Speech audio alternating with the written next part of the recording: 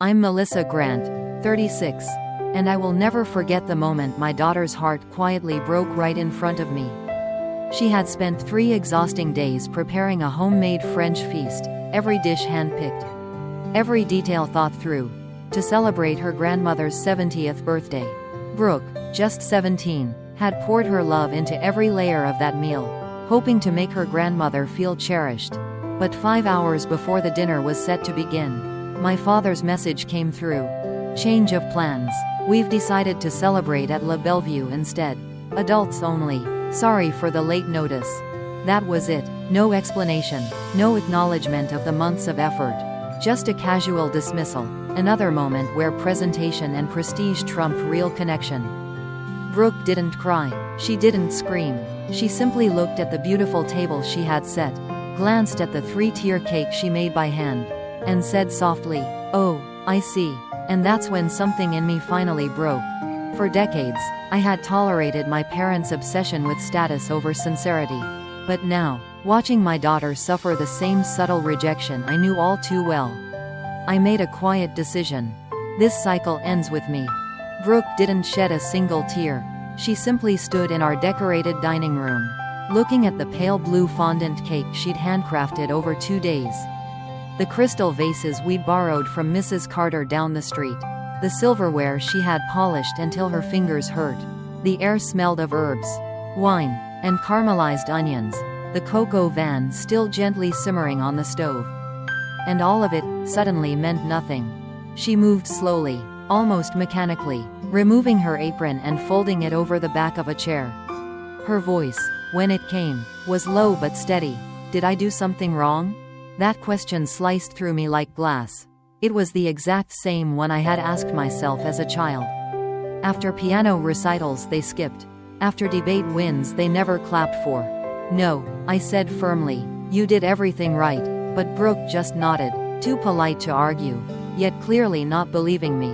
Her eyes drifted toward the table, beautifully set for 18 guests who would never arrive. And in that moment, I saw the dangerous seed being planted. The belief that no matter how hard you try, it might never be enough. I couldn't let that take root. My first impulse was rage. I picked up my phone, ready to unleash decades of quiet resentment in a flurry of words to my parents.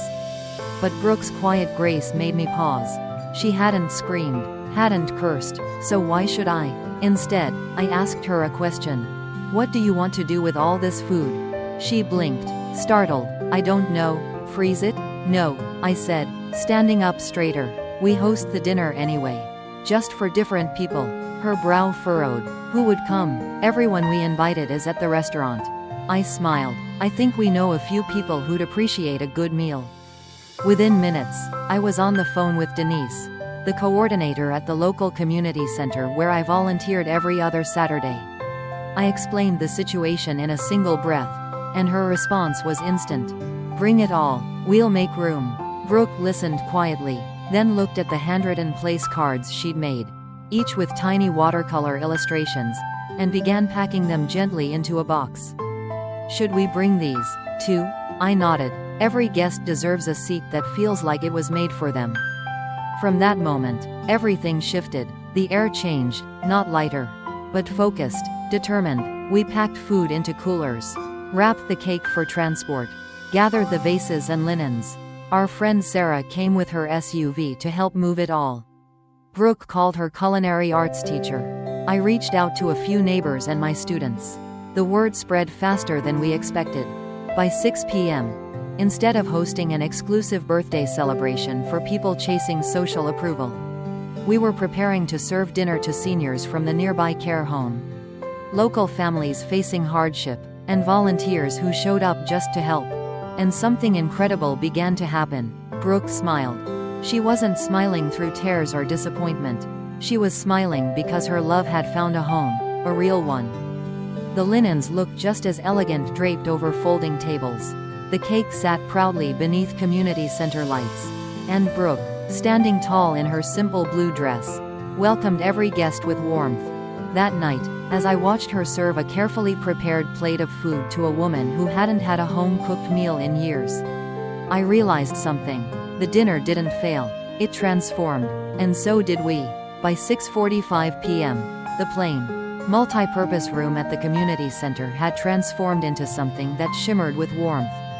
Brooke's pale blue linens softened the fluorescent lighting. Crystal vases filled with garden flowers sparkled on folding tables.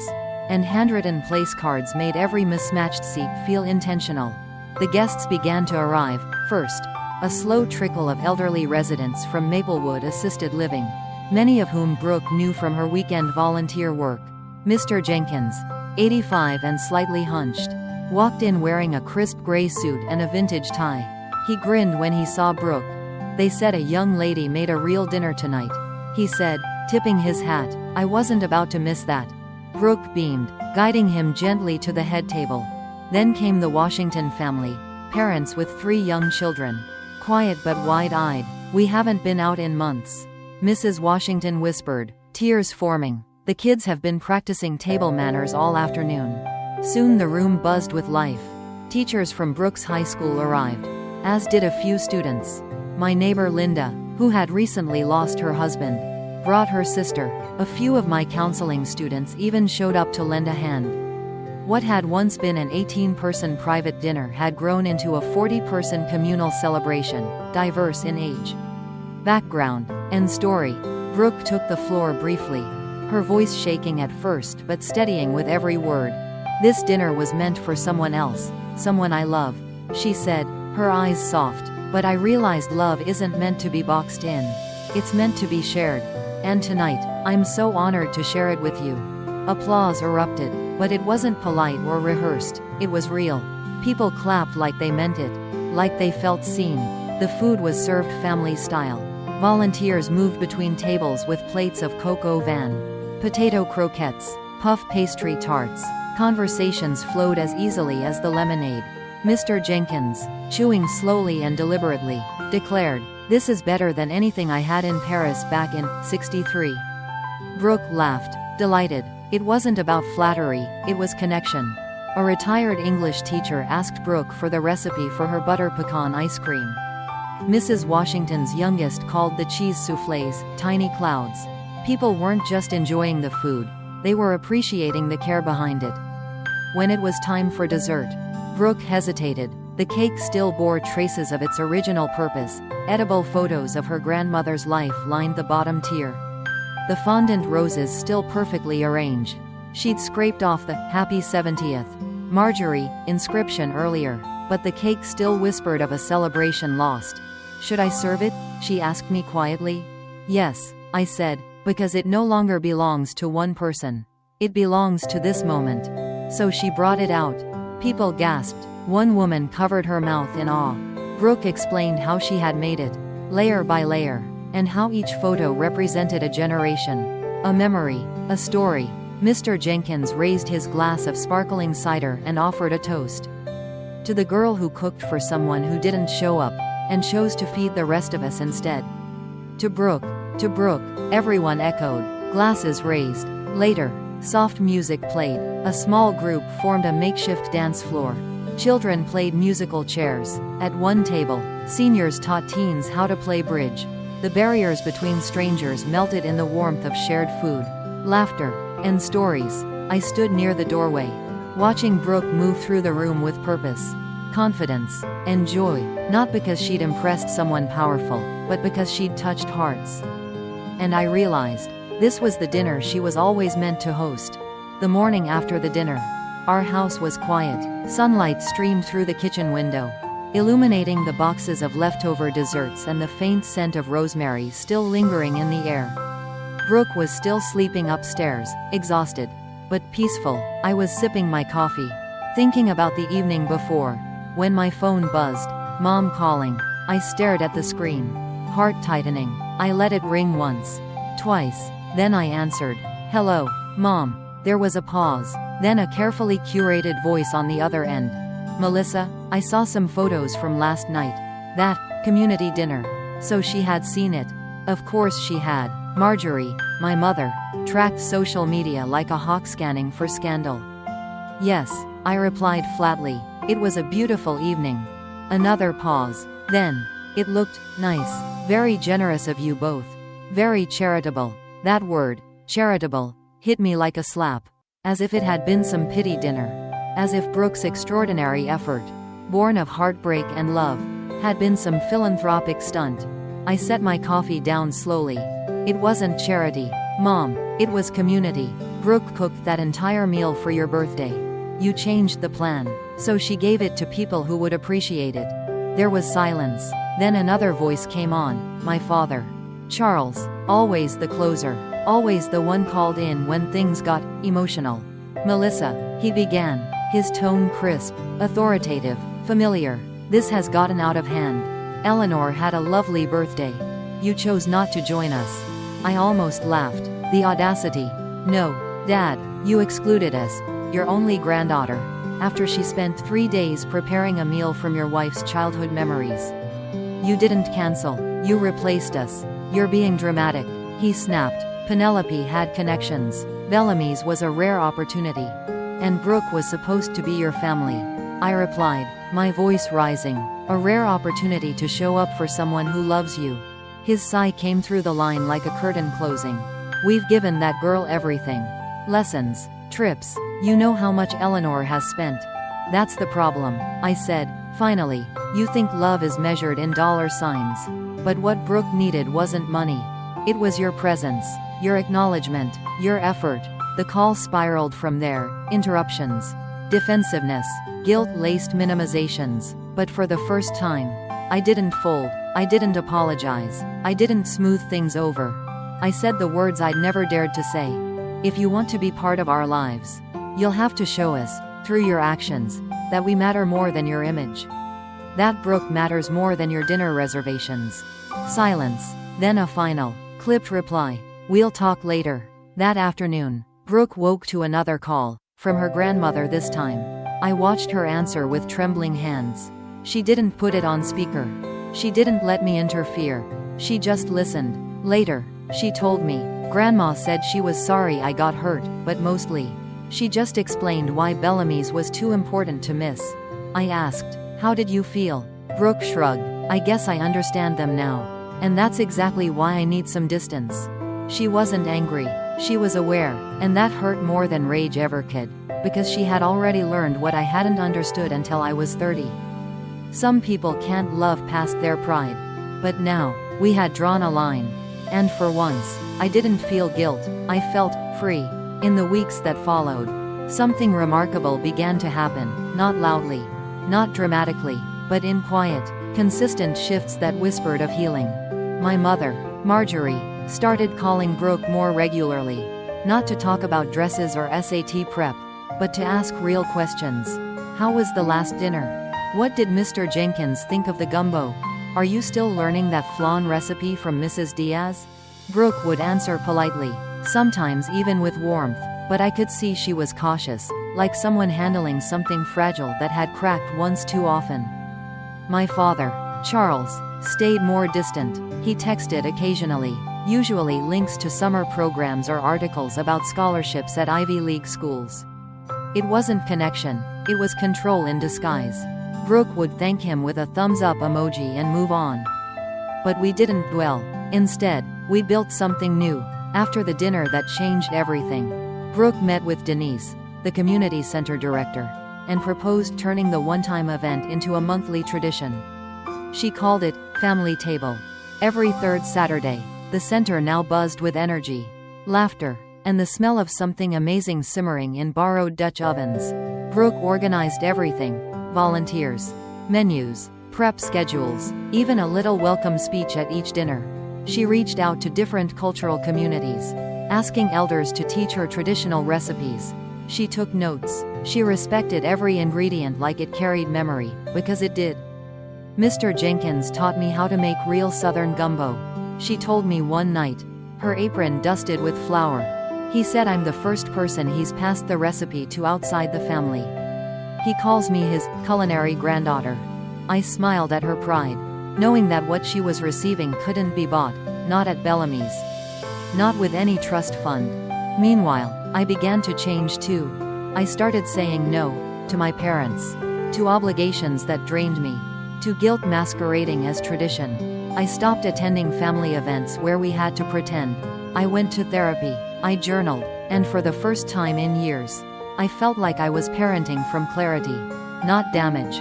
Brooke and I cooked together more, but we also talked more about boundaries, about worth, about what it means to love without conditions. Our little home, once filled with silent tension and unspoken disappointment, now echoed with music, stories, and the smells of cumin, cardamom, and garlic. One evening in April, after our 5th family table dinner, Brooke surprised me. "I've been thinking about college," she said as we cleaned up. "I want to study culinary arts. But not just the cooking. I want to understand how food connects us across cultures. I want to study food anthropology." My heart swelled. "That sounds perfect," I said honestly. "You're already doing that work." She smiled, brushing hair from her face. "I don't want to cook to impress. I want to cook to preserve, to honor." That night, I lay awake realizing something.